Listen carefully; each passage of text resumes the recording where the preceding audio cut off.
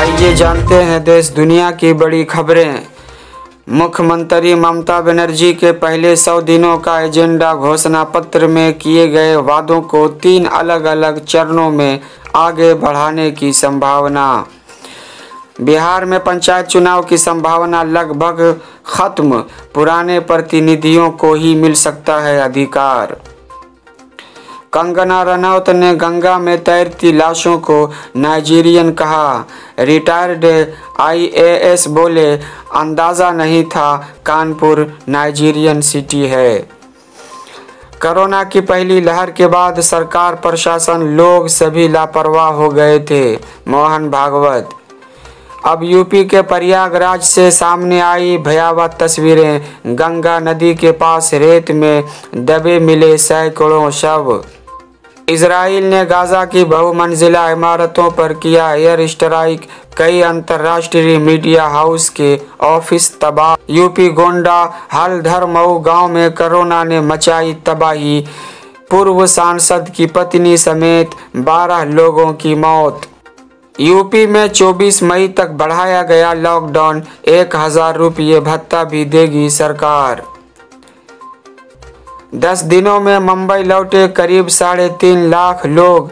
Corona testing में हुई चूक तो फिर हालात होंगे बेकाबू।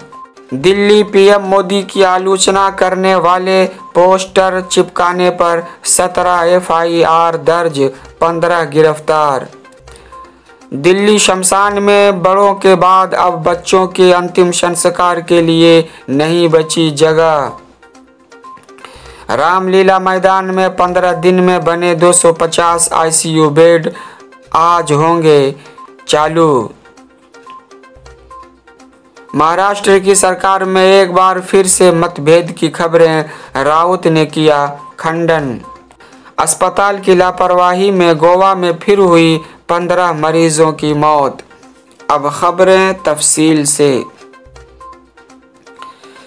केंद्र सरकार ने चक्रवाती तूफान ताउते के अगले 6 घंटे में और खतरनाक होने की आशंका जाहिर की है। दूसरी ओर मौसम विभाग ने शनिवार को कहा कि अरब सागर के ऊपर बना दबाव का क्षेत्र अब चक्रवाती तूफान तौकते में तब्दील हो गया है। कते 16 से 18 मई के बीच अत्यंत भीषण चक्रवाती तूफान के रूप में रहेगा। विभाग ने कर्नाटक के लिए अगले 24 घंटों में तूफान की चेतावनी जाहिर की। अरब सागर से उठ रहा चक्रवाती तूफान केरल, गुजरात, महाराष्ट्र, कर्नाटक और गोवा जैसे राज्यों में कहर बरपा सकता है। मुख्यमंत्री अरविंद केजरीवाल ने लोकनायक अस्पताल से जुड़े रामलीला मैदान में बनाए गए 500 आईसीयू बेड का दौरा कर सुविधाओं का जायजा लिया। मुख्यमंत्री ने कहा कि यहां 250 आईसीयू बेड को शुरू किया गया है, जबकि 250 और आईसीयू बेड अगले 2 दिन में शुरू हो जाएंगे। उन्होंने कहा कि डॉक्टरों, इंजीनियरों और श्रमिकों ने मिलकर युद्ध स्तर पर 24 घंटे काम करने के मात्र 15 दिनों के अंदर 500 आईसीयू बेड का निर्माण किया है। शहर में कोरोना संक्रमण के आंकड़ों को लेकर भले ही प्रशासन की पीठ थपथपाई जा रही हो, लेकिन टेस्टिंग में हो रही चूक से कहीं दोबारा खामियाजा ना भुगतना पड़े। मुंबई में एक और सुबह 11 बजे तक बाजारों में सामान्य भीड़ दिखाई देने लगी है।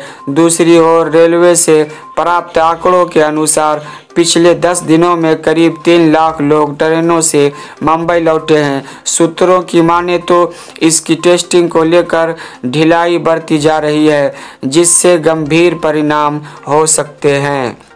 इजरायली सेना के हवाई हमले में शनिवार को गाजा सिटी स्थित एक बहुमंजिला इमारत ध्वस्त हो गई, जिसमें स्थित एसोसिएटेड प्रेस और अन्य मीडिया संस्थानों के कार्यालय थे।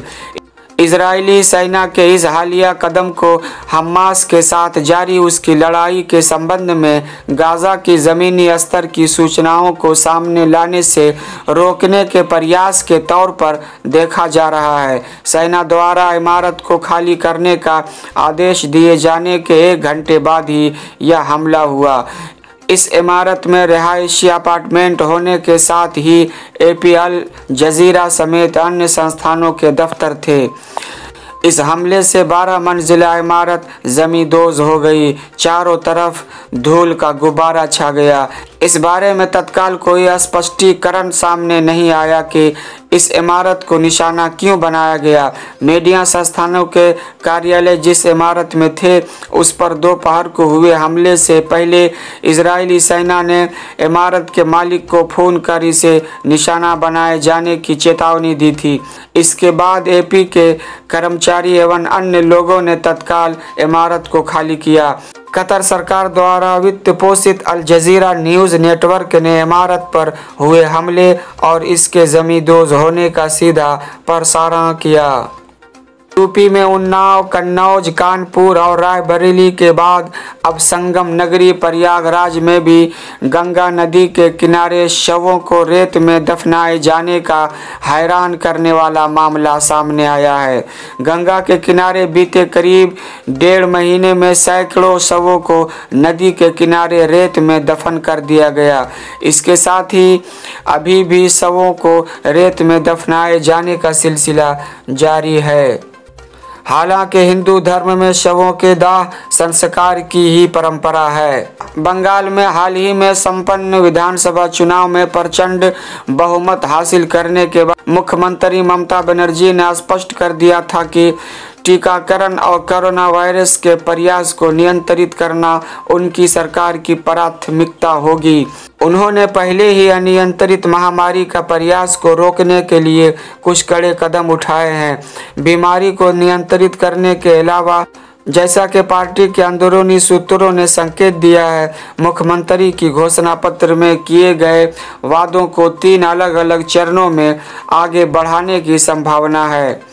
दूसरी बड़ी खबर जानने के लिए हमारे चैनल को सब्सक्राइब करें, लाइक करें, बेल बटन को दबाएं और कमेंट में जाकर आप अपने मशवरे दें।